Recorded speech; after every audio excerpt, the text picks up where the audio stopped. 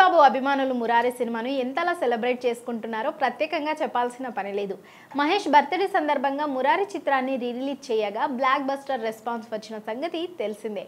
కేవలం నైజాం ఏరియాలో మొదటి రోజే 3 కోట్ల వరకు గ్రాస్ రాబట్టింది. ఇక అన్ని ఏరియాలను కలిపి చూసుకుంటే ఈ చిత్రం 6-7 కోట్ల వరకు రాబట్టింది.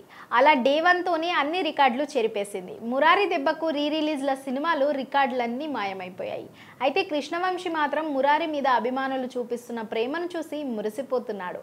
సినిమాలోని విషయాలు టైటిల్స్ అడుగుతూ ఉంటే వాటికి సమాధానాలు ఇస్తూ సంతోషపడుతున్నారు. ఆ శాపం ఎప్పుడూ అయిపోయింది, ఆ బామ్మ ఎందుకు త్యాగం చేసింది, ఆ సీన్ ఎందుకు, ఈ సీన్ ఎందుకు అంటూ అందరు ఎన్నో ప్రశ్నలు సంధిస్తూ వస్తున్నారు.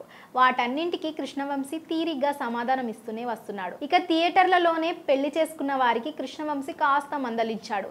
ఇది మన పద్ధతి, ఆచారం, సాంప్రదాయం కాదని, అలాంటివి చేయొద్దని అభిమానుల్ని వేడుకున్నాడు. ఇక తాజాగా కలెక్షన్ల గురించి ఓ ఫ్యాన్ ట్వీట్ వేస్తే సినిమాని అసలు కలెక్షన్లతో పోల్చొద్దని, వాటితో కొలవవద్దని, అసలు సినిమాని అలా చూడొద్దని, ఆలోచించొద్దని, అది చాలా చీప్ అని అన్నాడు. సినిమాను చూసే ఆడియన్స్ ప్రేమ, సంతోషం వాళ్ళకి కలిగే సంతృప్తిని బట్టి కొలవాలి అంటూ కృష్ణవంశీ చెప్పుకొచ్చాడు.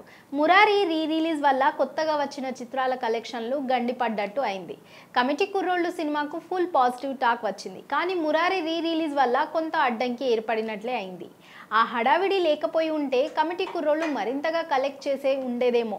ఎలాంటి చిత్రాలు లేనప్పుడు ఇలా రిలీజ్లు ప్లాన్ చేస్తే బాగుంటుందేమో అని నెటిజన్లు అనుకుంటున్నారు.